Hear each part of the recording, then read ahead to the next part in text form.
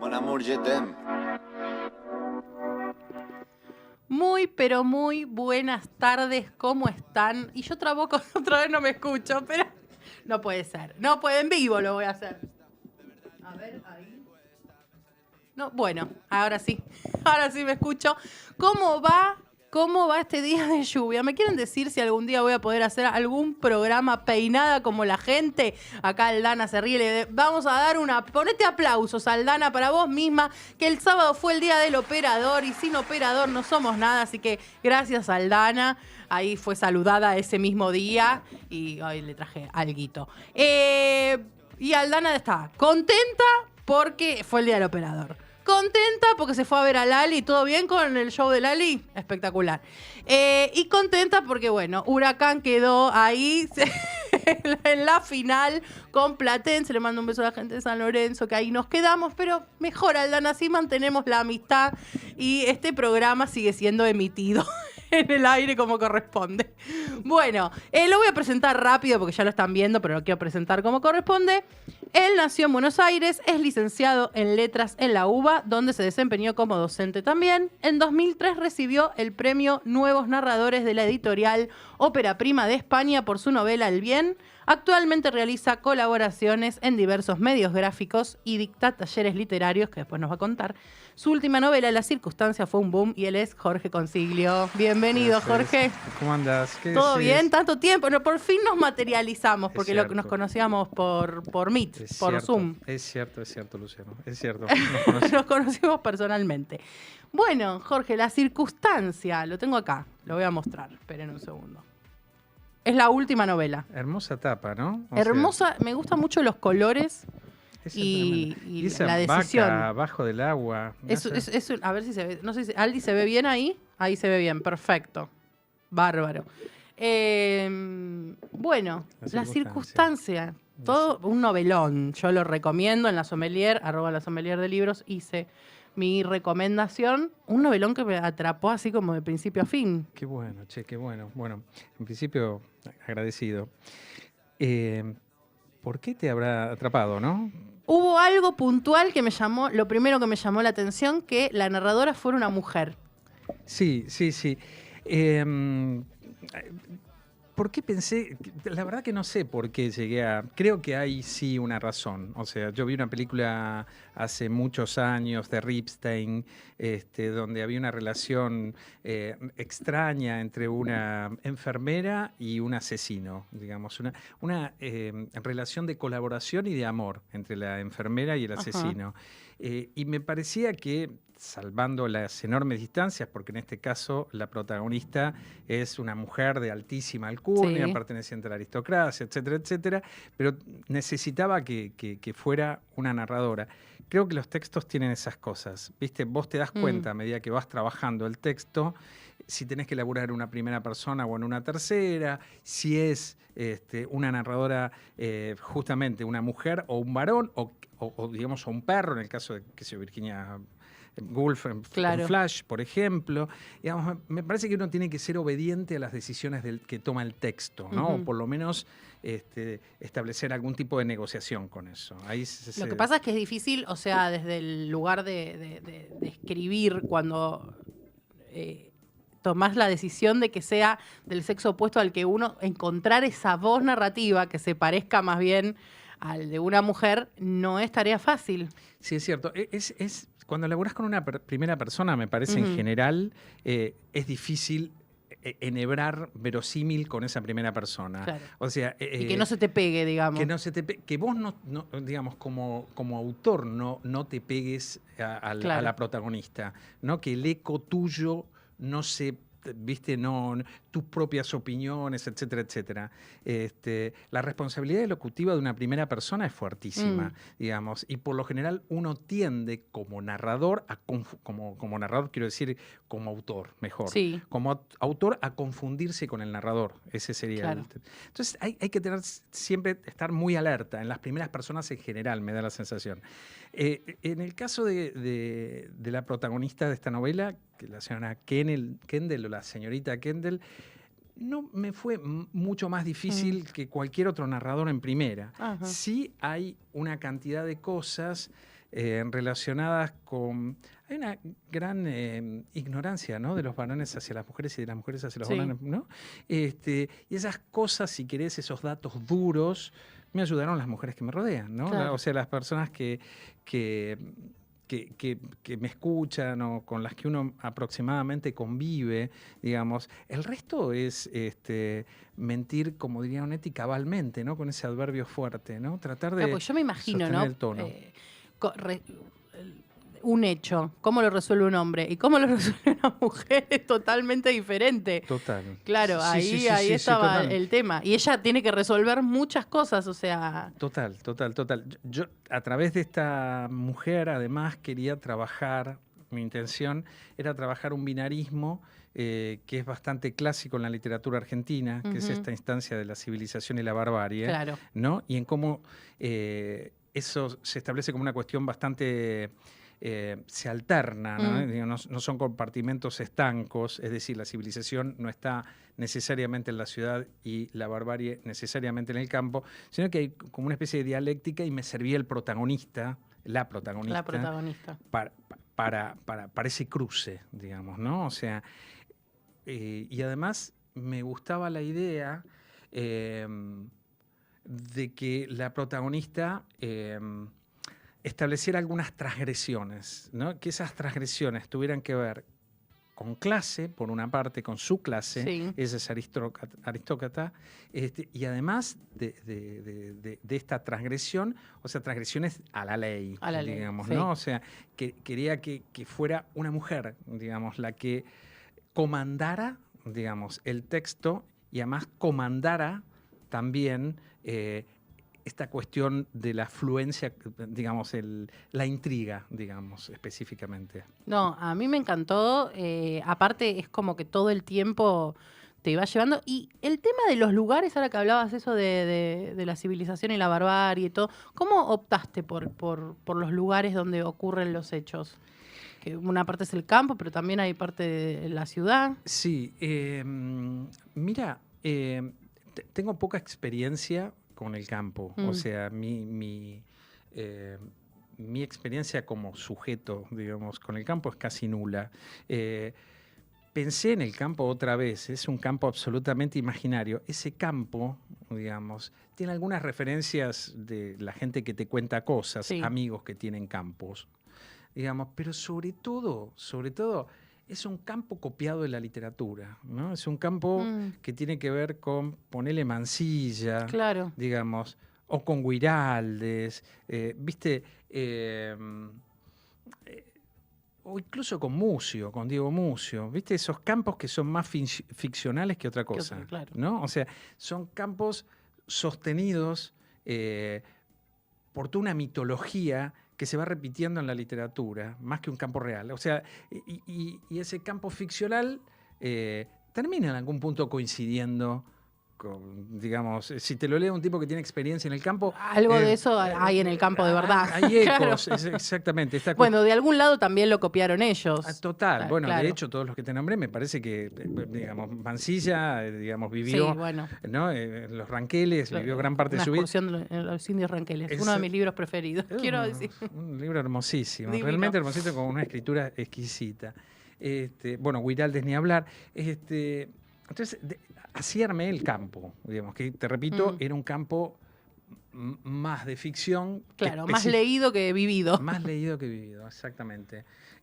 Y Recoleta me parecía que, en principio, siempre, ¿qué pasa con las experiencias personales, ¿no? Yo te comentaba recién, yo vivía en Recoleta, y para mí Recoleta es una zona que tiene una temperatura muy particular, que tiene hay una atmósfera muy particular, hay algo en Recoleta que es lo que quería narrar. Es algo que es muy difícil de poner en palabras, ¿no? O sea... bueno, vos mostrás bastante. O sea, está bastante, más bien contado, más que contado, mostrás muchas imágenes, ¿no? Sí. De Recoleta. Sí. Está construido así, de ese modo. En pequeñas descripciones, digamos. Sí, y digamos...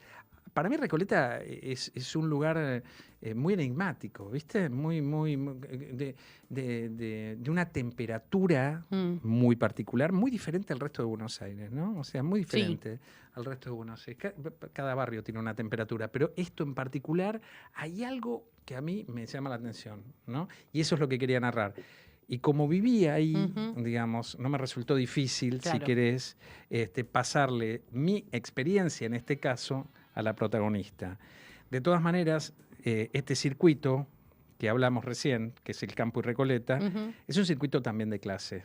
O sea, es un circuito claramente aristocrático, ¿no? O sea, que también quería señalar específicamente eso. Es decir, ¿qué pasa con la violencia dentro de una clase? ¿Qué pasa con el poder dentro de esa clase? ¿Y qué pasa en última instancia con el sentido? Es decir, viste que es lo que medio como que estamos buscando todos, el sentido. Es decir, ¿cómo carajo vive alguien de estas características, ¿no? O sea, por eso me enfoqué un poco ahí. No, a mí la verdad es que la novela me encantó. Debo reconocer que me gusta mucho también leer en primera persona. Recién estábamos hablando de mi novela que está hundida, más o menos, se llama Sobre el mar, ya saben. Y yo le decía que la había escrito en primera y pensando que esta también está escrita en primera, y disfruto mucho la lectura en primera también. Y nunca lo pego con el autor, verdaderamente. Siempre como que lo despego. Después si tiene cosas del autor o de la autora, no me llama la atención. Pero sí me gusta esto de ir como junto con el personaje, ¿no? Como yendo con el personaje de la mano a vivir esa experiencia. Sí, es que hay, digamos, la distancia entre el narrador y lo que acontece, digamos, la materia narrativa es muy próxima, ¿no? La distancia es chiquita en una primera persona. En una tercera ya de por sí, o sea, hay un desplazamiento, ¿no?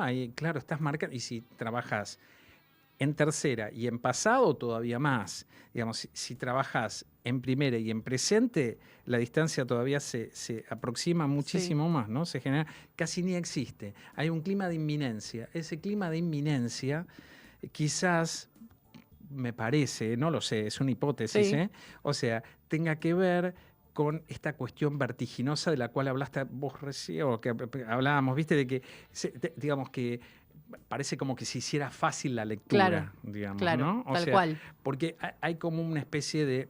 Acá hay una tercera, hay una primera y hay un pasado, digamos, ¿no? O sea, la novela es anular, es decir, comienza en un presente, digamos, hay todo un raconto y vuelve ese presente. Esa sería la estructura del texto. Tal cual. ¿No?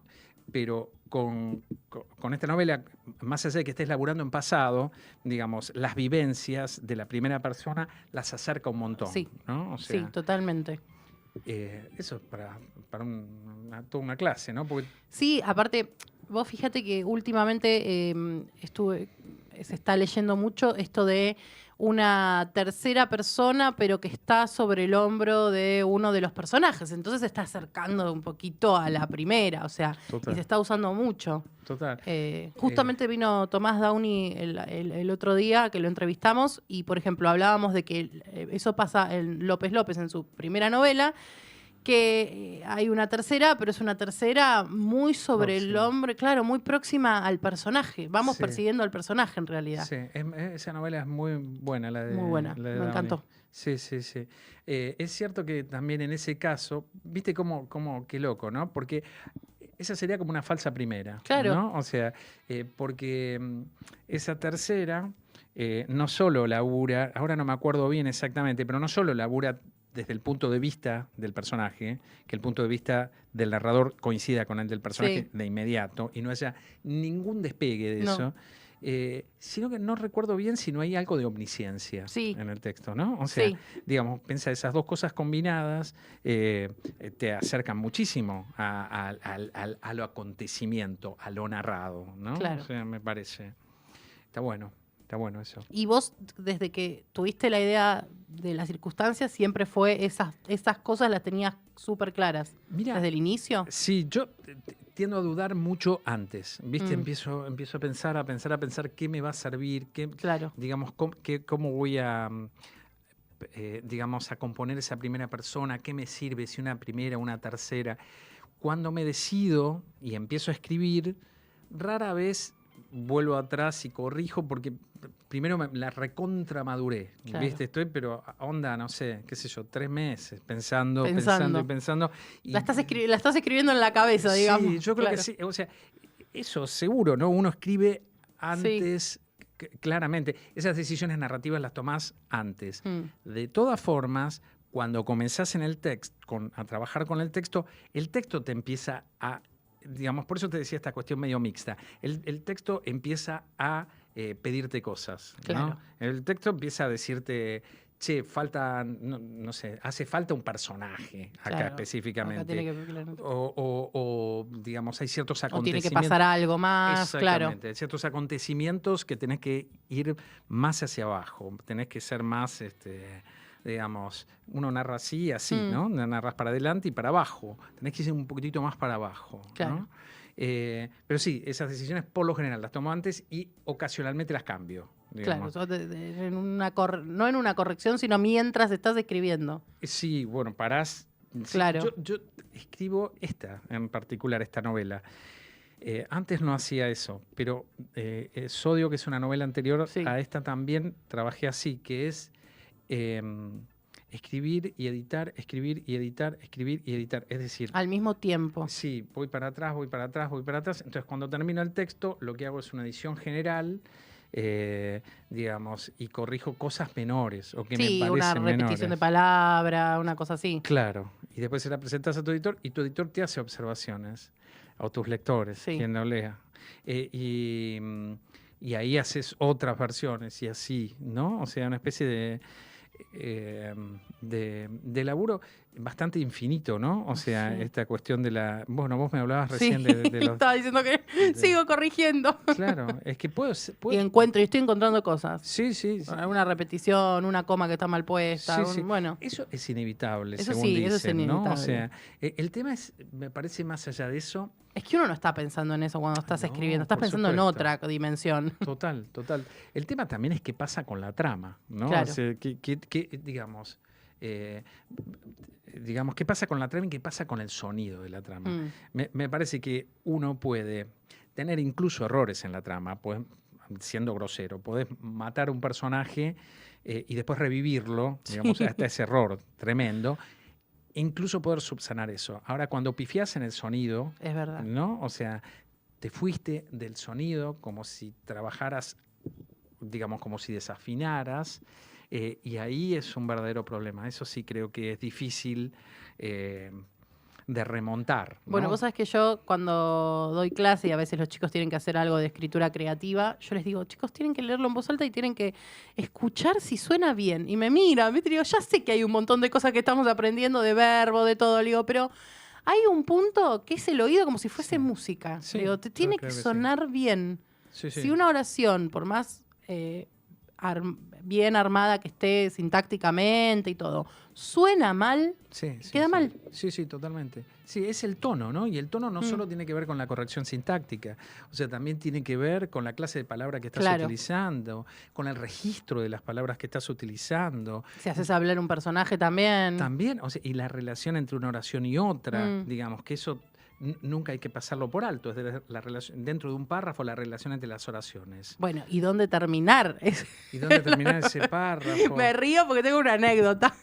Yo hice unos meses de taller con Jorge y a nuestros compañeros que le mandamos un beso a la gente del taller. Un beso grande. Y bueno, yo había escrito un cuento, qué sé yo, que se llama Rosa, y me acuerdo que lo llevé para la corrección y era largo y Jorge me dice, yo creo que termina acá. Y no sé, quedaba una hoja entera más, creo que había un montón de descripción.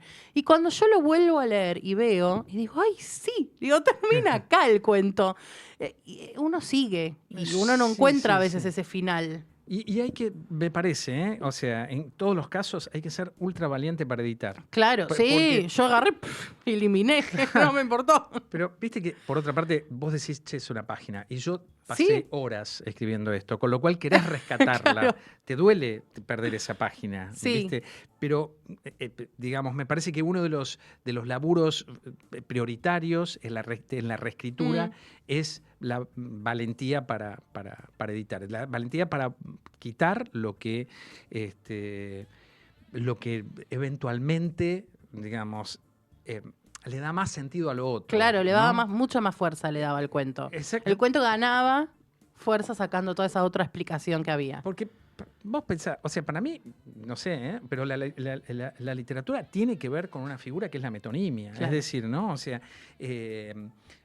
narrar con los menores elementos, con la menor cantidad de palabras posibles, digamos, Sí. ¿no?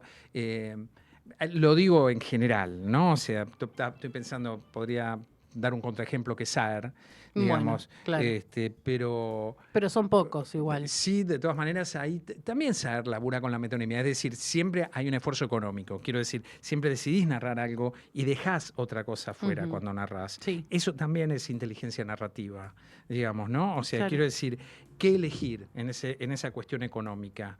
¿No? Tenés para narrar una situación, tenés un montón de cosas. ¿Qué vamos a elegir? ¿Cómo nos vamos a mover ahí? ¿Viste?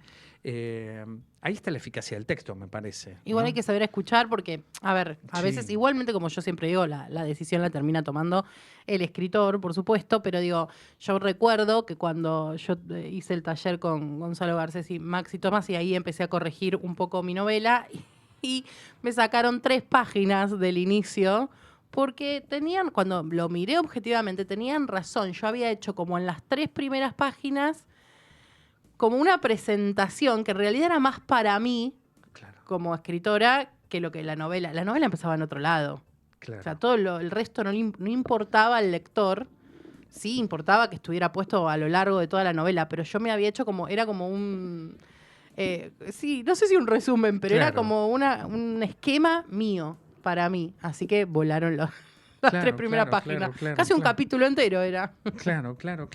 Eso es, digamos, las presentaciones para uno mismo es una y las justificaciones morales son otra, ¿no? Es decir, enganchás una justificación moral para respaldar cierta conducta del personaje. Tranquilamente eso también se puede omitir. Pero bueno, hablar digamos, en abstracto siempre es mucho más difícil. Estos temas parecen más complejos de lo que en verdad son cuando confrontás con el texto. Porque ahí otra vez está la intuición y la experiencia de narrador oral que todos tenemos. Sí. Y me parece que no es tan complejo hacer esto. Es una cuestión de puro feeling, ¿verdad? O sea, de acercarte al texto, ¿viste? Y leerlo 3,5 millones de veces. Yo hago eso, digamos, esa lectura neurótica. Sé que hay autores que no trabajan así, por ejemplo. O sea, si pensamos en Aira, él dice que no reescribe. Digamos. Bueno, por eso tiene tanta producción también. Total. Pero, digamos, incluso es raro porque, digamos, cuando uno lee Aira, da la sensación de que el texto está reescrito porque, digamos, no hay solamente, digamos, no es un excelente narrador, sino que hay una alternancia perfecta entre la descripción, la narración, la reflexión, que hacen que el texto eventual texto de Aira tenga una tensión muy ¿Será hermosa. real? Yo siempre me termino pensando si no es tipo el discurso para afuera y en realidad hay una reescritura. Por ahí la hace mientras va escribiendo, pero en el fondo hay una reescritura. Yo creo que nada queda como uno lo escupe por primera vez al papel o a la compu hoy en día, ¿no? El papel me quedé en el... Sí, pero es cierto. Bueno, ahí entramos en otro tema que es la mitología del autor, ¿no? Es decir, ¿qué pasa ¿no? con qué nos fabricamos como autor, ¿no? O sea... consciente e inconscientemente. ¿Qué imagen damos como autor? Claro. ¿Viste? ¿Qué es lo que estamos fabricando de nosotros? Que sería un ingrediente ultra paratextual, ¿no? Pero, tal cual. ¿Y vos en qué te sentís más cómodo? ¿En novela o en cuento o en ambos? No, en novela me siento más cómodo. O sea, en cuento, últimamente me di cuenta de que tengo que hacer un esfuerzo para no desbocarme. O sea, ¿viste? Para que no sean cuentos que van para novela. Claro, o novels, Novel, ¿viste? claro. Estructura. Digamos, cuando sé que tengo un texto largo, ¿viste? Es un ejercicio de ansiedad saber que estás 2 o 3 años con una novela, pero al mismo tiempo sabes que te podés expandir. Cuando laburo con un texto más corto, como un cuento, tengo que estar constantemente marcándome el límite porque sí que tiendo a desbordarme, ¿viste? Claro. Igual cabe la posibilidad también, es un dique medio sonso, ¿no? Porque salvo que te pidan un cuento que tenga 4 carillas, Claro. ¿viste? Pero que ahí ya lo pensás de ese modo. Sí. No es tan libre. Y ahí sí me tengo que contener. Claro. Pero hace poco terminé un libro de cuentos, ¿viste? Sí. Entonces, en ese libro de cuentos tengo 2 tipos de cuentos. Cuentos cortos, que ahí sí me contuve, ¿viste? Sí. ¿No? Y cuentos que no, digamos, que largué el freno. ¿Son cuentos estos? ¿Qué sé yo si son cuentos? Lo cierto es que hay algo de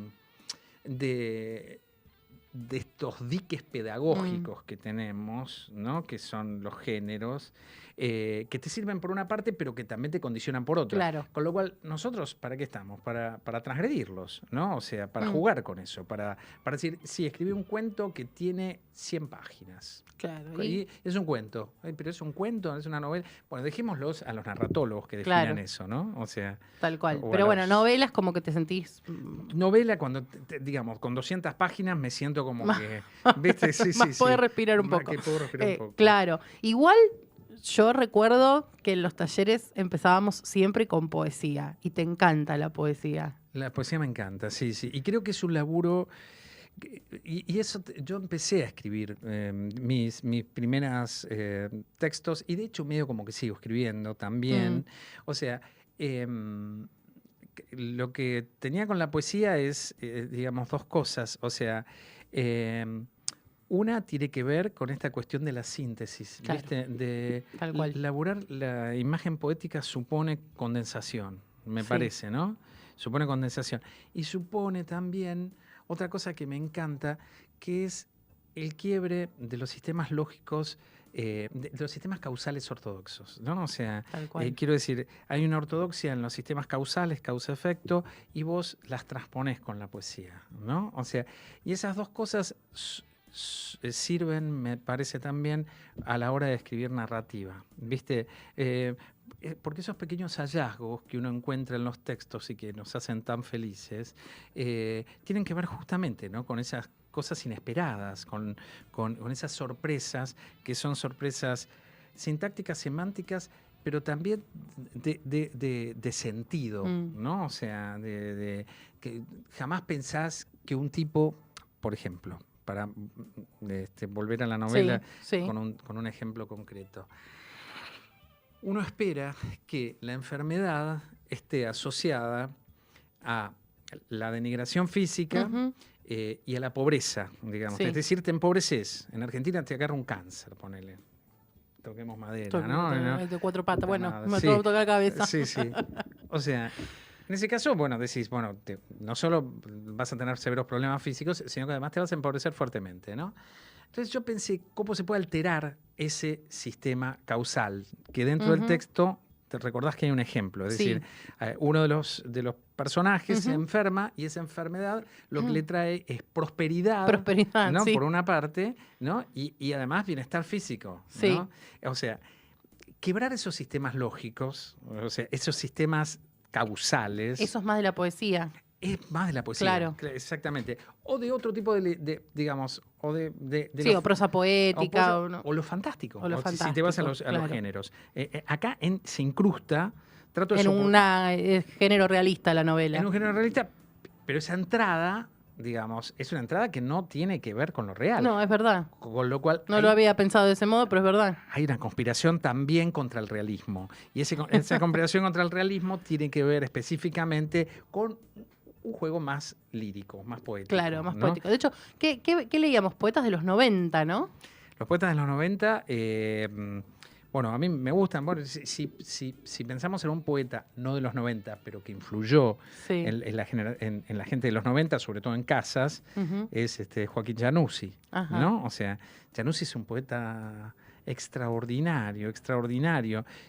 Un poeta, bueno, qué sé yo, todos los que nacieron, la generación del 40, digamos, que en realidad a mí me encanta, que son Januzzi, qué sé yo, por nombrar algunos, Juan Ros, Juana Viñosi,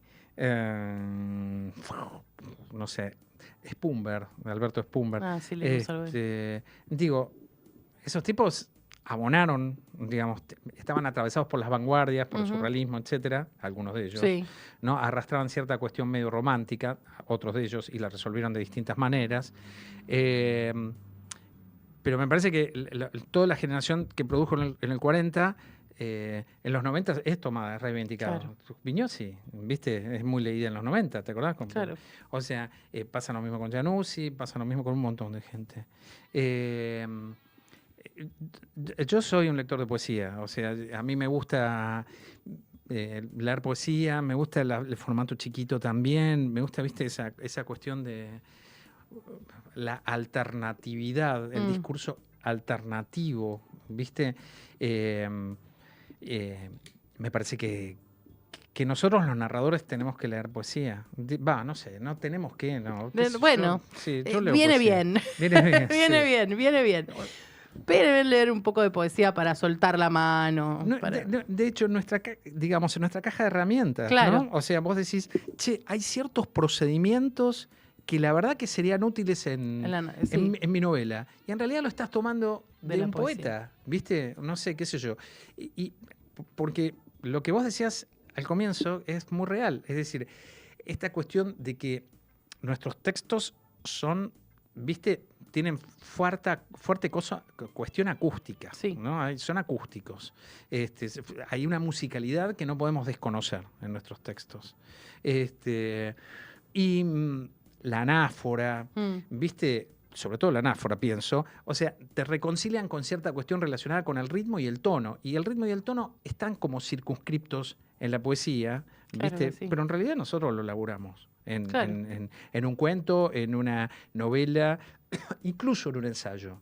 Mira, hace relativamente poco fui el año pasado a una clase en Puan, donde cerraba Martín Coan hablando de algo así como la deserotización del discurso académico, ¿no? Y está muy bueno pensar en eso, porque lo que él decía es que los papers, ¿viste? O incluso las monografías, o sea, están muy deserotizados, es decir, no es un texto que circula el deseo. Es como duro, un texto como duro, rústico. Sí. De hecho, él decía, necesitas lectores pagos, ¿no? O sea, gente que esté en el CONICET o docentes que lean eso, porque si no, no hay forma de leer. Digamos, la instancia sería también erotizar ese tipo de discurso. Tal cual. ¿No? O sea, que ese discurso funcione, que funcione el deseo, hace una circulación del deseo, que a vos te pida, ¿entendés? Sí, leer un ensayo. Claro. Leerlo con apetencia. Claro, sí, como si leyeras literatura. Como si leyeras literatura, porque en última instancia es literatura. Claro. No, en última instancia, es literatura. Es tal un ensayo, cual. ¿Viste? Y bueno, pero en ficción me parece que ese ingrediente que tiene que estar muy presente, ¿no? Claro. Y eso es sonido, eso es un tono. Y para ese tono, otra vez volviendo a la poesía, tomamos muchos elementos, cosas de la poesía. Como locos, las repeticiones, qué sé yo, la disposición de un sustantivo con un adjetivo, digamos, ¿qué ponemos antes o después? O ponemos 3 sustantivos juntos en una oración, ¿viste? Queda mejor. O le ponemos una pausa, qué sé yo, ¿viste? Me parece que todas esas cosas vienen de la poesía. Vienen, sí, exactamente, de ese discurso que, digamos, quizás la narratividad o lo narrativo te condiciona de una forma medio decimonónica. Digamos, la novela es un género que en el 19 estuvo muy presente, te condiciona alejarte de eso. Y me parece que tenemos que incluirlo, ¿no? Que tenemos que constantemente trabajar con el sonido en nuestros textos, Sí, más allá de la trama, es más cierto. allá de todo, ¿no? Jorge, y 35, estamos pasados, y porque venimos hablando y esto nos va a pasar y casi que vamos a terminar el programa dentro de poco. ¿Tenemos tanda, Aldi, preparada? Entonces vamos a hacer algo. Yo les digo algo. Primero y principal, que pueden comprar libros nuevos, pero también pueden comprar libros usados, y para eso está Nuestro Arcón, que le mandamos un beso a Ale y Fer de Nuestro Arcón. La librería de la calle Armenia, @Nuestro Arcón, que obviamente siempre acompaña acá al programa.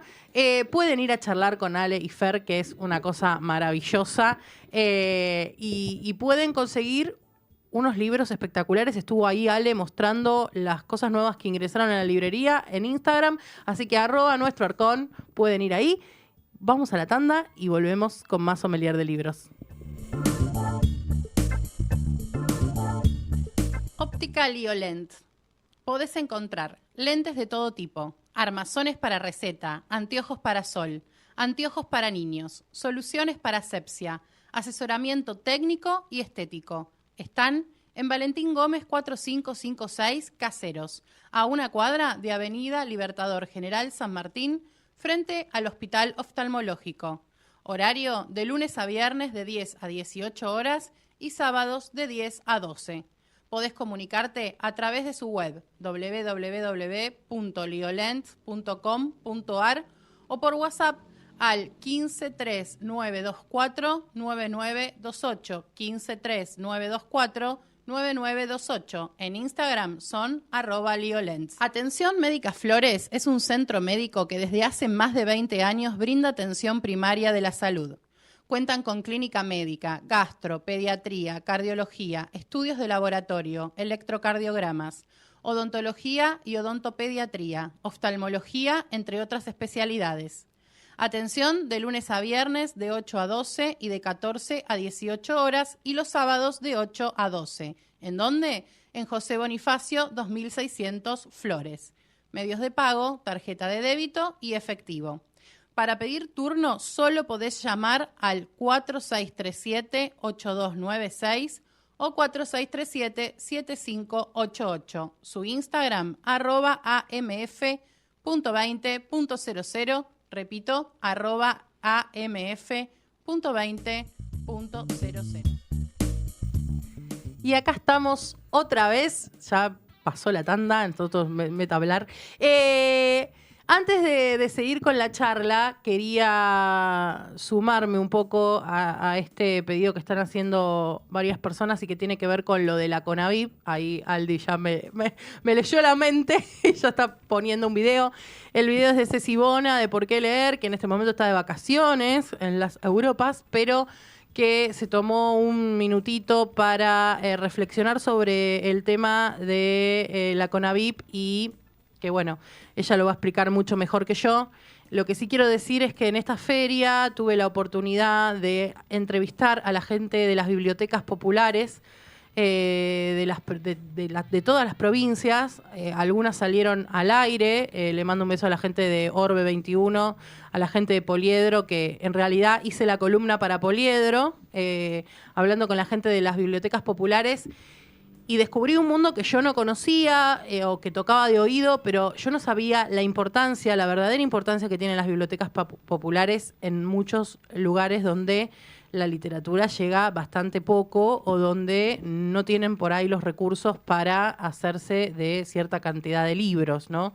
Y justamente, si quieren, en la Sommelier está mi charla con la gente de las bibliotecas populares y lo que decía de distintas provincias, de Mendoza, de Santa Fe, o sea, todas más o menos coincidían con la importancia de tener esos libros y que por una pequeña cuota mensual la gente pudiera leer todo lo que quería.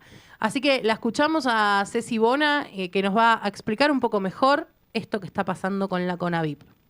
Hola, había prometido no trabajar en vacaciones, pero estoy acá porque me enojó mucho, me puso muy triste que se publicara hoy en el Boletín Oficial de la República Argentina el cambio que se introduce en la Comisión Nacional de Bibliotecas Populares, que deja por decreto de ser un ente autárquico, independiente, y pasa a ser una subsecretaría de la Secretaría de Cultura de la Nación, que ya no va a poder manejar su propio presupuesto, van a despedir un montón de empleados, ya no va a poder dictar sus propias políticas, entendiendo como tales aquellas que surgen del entender cómo funcionan las bibliotecas populares. Se va a crear una comisión que va a interferir y que va a ser una comisión ad honorem. Imagino que todo esto no es positivo para las bibliotecas populares. Voy a dejarles en la descripción links para que ustedes puedan ir a leer información, informarse más en las cuentas de Instagram de los trabajadores de la CONAVIP, hablar con sus bibliotecarios populares. La realidad es que es una muy mala noticia para todas las bibliotecas de nuestro territorio, que dejan de tener esta independencia de la que gozaron hasta el día de hoy. Queda la instancia del Congreso que puede aprobar o desaprobar esta normativa, esta resolución. Así que bueno, habrá que esperar y luchar para que eso no ocurra. También les voy a dejar en la descripción el texto literal para que ustedes puedan leerlo de ahí, o también, si no, copiarlo y googlearlo y encontrar la resolución, para que no parezca que les estoy informando algo que no tiene este fin. Eso. Lo siento mucho, y bibliotecas y bibliotecarios y bibliotecarias populares, acá estamos.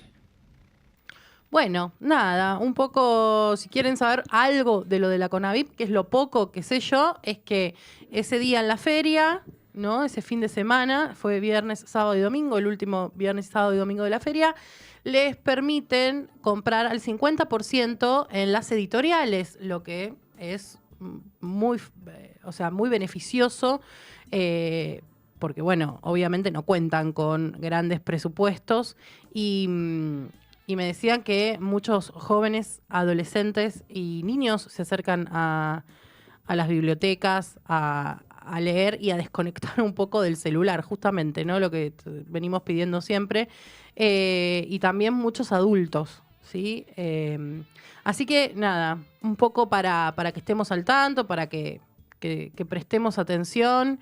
No sé. Hay otra cosa puntual que siempre me extraña, que es que creen que porque uno fomenta cultura, hace cultura o trabaja en cultura, tiene que ser ad honorem. No entiendo por qué el trabajo debería ser ad honorem y no pago, porque se trate de cultura. Digo, es un trabajo igual que cualquier otro. Pero bueno, ya sabemos que la cultura es una cuestión bastante debatible últimamente. Así que nada, quería simplemente pasar este mensaje. Gracias a Ceci Bona de Por qué Leer, por fomentar y por mostrarnos un poquito más la realidad. Bueno, vamos a continuar ahora. Veníamos hablando un montón y yo dije al principio que estabas dando talleres literarios. Bueno, contame un poco de eso. Diste uno hace poco en la Biblioteca Nacional, ¿no? Sí, en la Biblioteca Nacional di un taller de lectura. De lectura. O sea, lo que intento hacer con estos talleres es establecer un corpus de autores que escriban en castellano, ¿viste? Para que uno tenga acceso.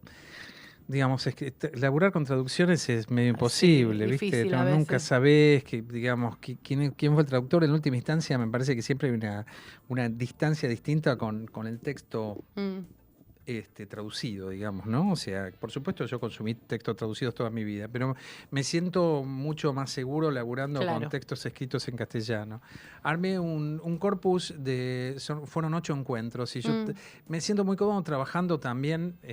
Digamos, me parece que en los talleres de lectura nosotros tenemos que practicar eso, una lectura que se escape un poco a lo impresionista, ¿viste? Claro. Que digamos, que a uno le guste o no le guste un texto, está buenísimo porque la relación es emocional, pero al mismo tiempo que puedas establecer digamos, algún tipo de cosa más. O sea, digamos, no es que me gustó y punto, sino que qué pasa específicamente, por qué te gustó. O sea, tratar de nombrarlo, por lo menos, intentar nombrarlo.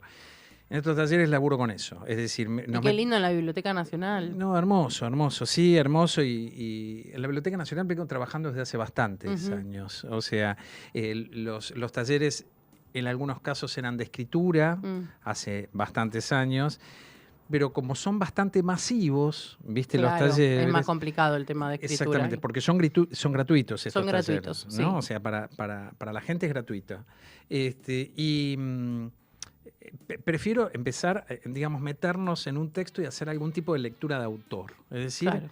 digamos, ver cómo funcionan los dispositivos, no sé, en un cuento de Martínez Estrada, por ejemplo, o en un cuento de Borges, o en un cuento de Sara Gallardo, o en un cuento de Venturini, que fueron los 4 autores, algunos de los autores incluidos en este taller, digamos, y ver cómo funcionan, cómo se relacionan, qué dispositivos utiliza Venturini, qué utiliza Borges, etcétera, etcétera, y de esta manera entrar un poco más, digamos, como si vos te tiraras abajo de un auto y vieras, digamos, digamos, cuáles son las partes del motor, y en virtud de eso vieras también el funcionamiento y la relación con las otras partes. Aparte, sin lectura no hay escritura, o sea, empecemos total, por ahí. Total, yo creo que, por eso te decía lectura de autor, porque yo creo que una vez que empezás a escribir, empezás a leer diferente, pero sinceramente me parece que empezás a leer diferente. O sea, me parece que la lectura,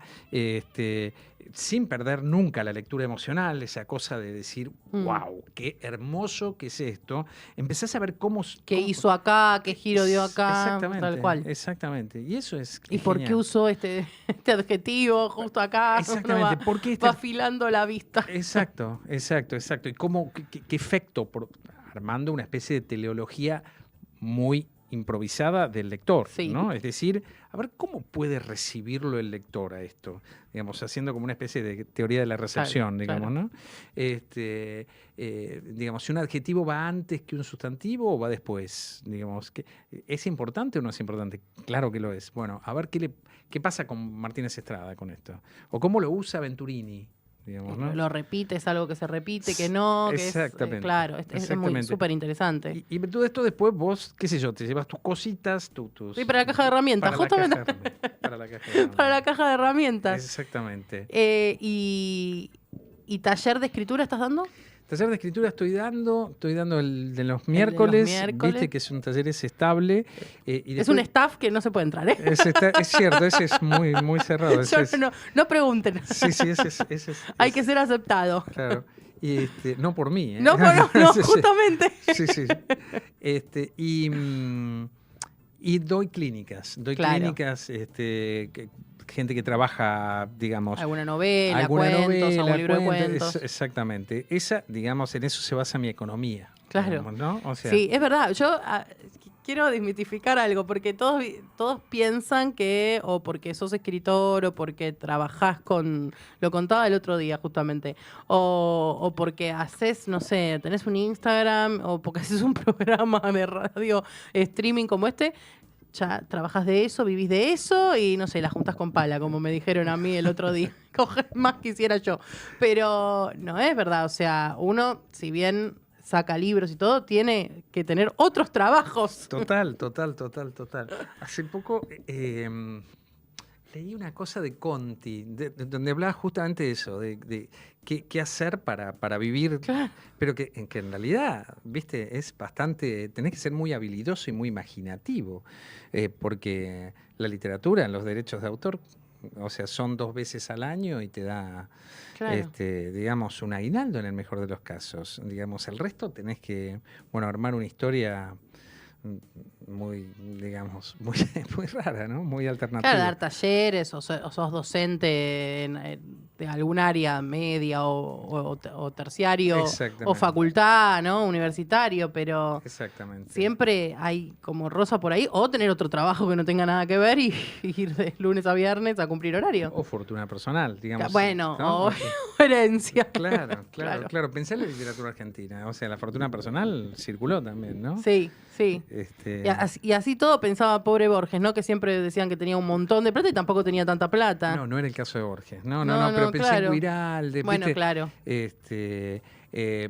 Pensá en... es para hacer un programa acerca de eso, sí. ¿no? O sea, Pensá en Juan L. trabajando en un pequeño despacho judicial en Paraná. Digamos, es todo muy, bueno, de hecho, Héctor Tizón también. Bueno, el pobre Mario Benedetti no escribió poemas de la oficina, pobre santo que escribía. Totalmente. Sara Gallardo trabajando en 7 días. Claro. Es toda una magia, bueno, ¿no? Isabel Allende, como digo, ahora por ahí vive más de lo que publica, pero al principio fue periodista también, o sea... Total. Siempre todos necesitan de algo más. Total. Y bueno, entonces, taller, clínica... Sí, taller clínica y, digamos, ahora doy uno en la Balandra, ahora salgo de acá y me voy a dar uno en la Balandra, y nada más, o sea, y tiempo para escribir. Y tiempo para escribir. De vez en cuando hay que escribir. Leer, no, para leer, para escribir y para todo lo que son presentaciones. Vos también sos muy generoso y vas al taller. Bueno, ahora creo que tenés el jueves, ¿no? Con la presentación con Rosina. Sí, le mando un beso a Rosina. Sí. La presentación con Rosina, digo... También está todo eso que lleva su tiempo. Totalmente. Lleva su tiempo. Totalmente, sí, es cierto eso. Sí, digamos, me parece que eso también te ayuda a reflexionar. Bueno, todo en los talleres también, me parece, sí. ¿No? O sea, que cuando vos das taller o te presentás en algún lugar, finalmente terminás pensando ciertas cosas que si no tuvieras esa situación de forzamiento, claro. Quizás no lo harías, no sé. Así que también tienen sus virtudes. Incluso... las cosas que no te dan plata, ¿no? Claro, no. A ver, por supuesto, es enriquecedor, sí. Pero no, o sea, no en efectivo, pero es enriquecedor. Y acá, por ejemplo, estamos haciendo una clase de literatura espectacular en el día de hoy. Bueno, así que, ¿qué más quiero yo? Y en Eterna Cadencia, que obviamente que vamos a decir que se publicó en Eterna Cadencia esta novela. ¿Escribís columnas también ahí? Sí, en Eterna Cadencia hay un blog. Sí. Y en ese blog empecé a escribir columnas. Se activó hace poco. Sí, eso escuché. Yo escribía antes en ese blog. Sí. Hace, no sé, qué sé yo, una década, ponele quizás un poco más. Sí, cuando recién empezaban, ¿no? Ellos también. Exactamente. Sí. Escribí en ese blog, incluso escribí un tipo de... Se llamaba Caja de Herramientas, mi columna. Y en esa columna después saqué un librito por excursiones con esas columnas de Eterna Cadencia. Y ahora empezó a escribir Martín Coan. Bueno, Martín venía escribiendo. María Sonia Christoph, Hernán Roncino y yo. O sea, nos alternamos... digamos, la mía salió creo esta semana pasada, va a salir de acá un mes, una por mes. Exactamente.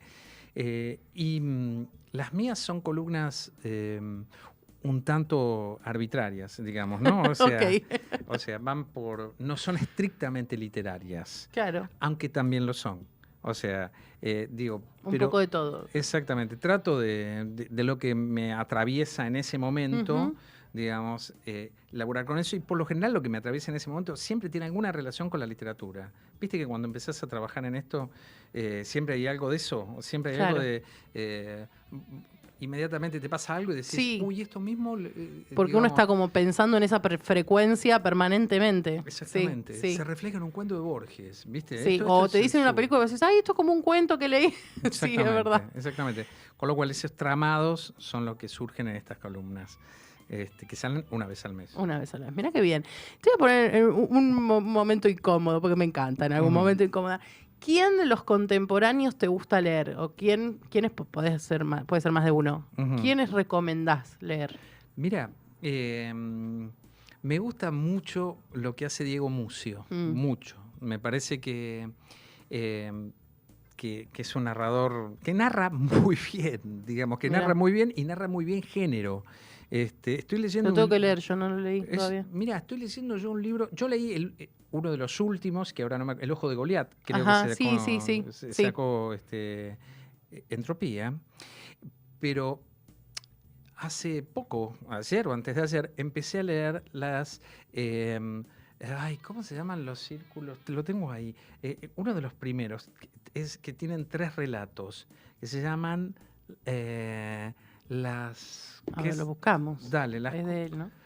Las cosas circulares. Espera, mira, lo tengo acá. Vamos, está acá el libro, lo podemos mostrar. ¿Sí? Sí. Mejor vale más la pena, ¿no? Sí. Yo busco por las dudas. Es este. Ahí está. Las esferas Lo muestro de invisibles. paso. Ahí va. Ya que recomendación. Sí, ese librito tiene 3 nouvelles que es maravilloso. O sea, son 3 nouvelles hermosas. O sea, las esferas es invisibles. cómodo el libro, ¿eh? Es cómodo el tamaño del libro. Es portable, es Es cierto. es verdad, se puede cierto. llevar. Es cierto, es cierto.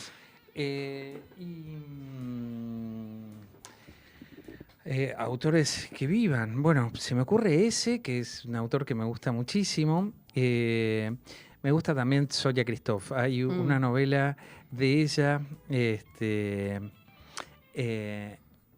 la última, ¿cómo se llama? Tampoco nos vamos a acordar. No vamos a acordar. Pero esto es así, gracias a Dios existe San Google. No, ¿cómo se llama la última? A ver, vamos a O buscar. la más reciente, más que la última. A ver, libros, vamos a poner los libros. A ver. Historia feminista no. Novela, ¿no? Exacto. A ver. Ay. Vamos a ver, Derroche. Sí, Derroche. Derroche. Derroche. Falsa Exactamente. Calma y otro que también. Falsa Calma es una maravilla, Sí. son crónicas. Derroche. Pero Derroche es una novela extraordinaria, absolutamente imaginativa, con un juego del narrador genial. Me parece que esos dos los recomiendo fuertemente. Bueno, ya que estamos, voy a meter el chivo ahora, ya que habló de libros recomendados, a quien pueden pedirle esos libros es a Mantraslibros, @Mantraslibros, que ellos consiguen todo, así que, y la entrega en Capital Federal es gratis, y en algunos lados del Gran Buenos Aires también tienen que averiguar en dónde, en @Mantraslibros, así que ya les pueden pedir esos Ya ya mismo. mismo. Son grandes recomendaciones. Ahora Ya yo mismo. tengo ganas de leerlo. Eso es lo que me pasa cada vez que viene gente del programa y recomienda libros, que yo Claro. tengo una pila así para leer pendientes y siempre me gusta algo de lo nuevo que anda dando vueltas. Es clásico, a mí me pasa lo mismo, es cierto. Siendo 16:59 se nos acaba de ir el programa. Yo te agradezco muchísimo No, por por haber favor, venido. a vos, Luciana. Un gran maestro. Así que bueno, nada. Bueno, muchísimas Una gracias. preguntita más, como diría Sí. el Tano si estuviera acá, le mandamos un beso. ¿Estás escribiendo algo nuevo? Sí, estoy escribiendo un cuento de terror, Ah. pero estoy con una novela, estoy empezando una novela nueva, novela. que tiene que ver con un taxidermista. Ah. O sea, el tema del movimiento y la vida, y la quietud y la vida, la relación, digamos, entre Guau. esas 3 cosas. Así que puede Bueno, estar un par prontamente. de años. Bueno, ahora sí, gracias Aldana por comandar este barco y vuelvo a decir feliz día del operador y a los operadores acá de Punto Cero también, por supuesto. Gracias Diego, gracias Vicky. Le mandamos un beso que los estoy saludando poco. Como no vienen, los estoy saludando poco. Vengan a ver el programa de La Sommelier algún día. Vengan hasta acá los lunes a las 16 horas. Les mando un beso gigante. Roguemos que el lunes no llueva, por favor. 16 horas, La Sommelier de Libros Radio.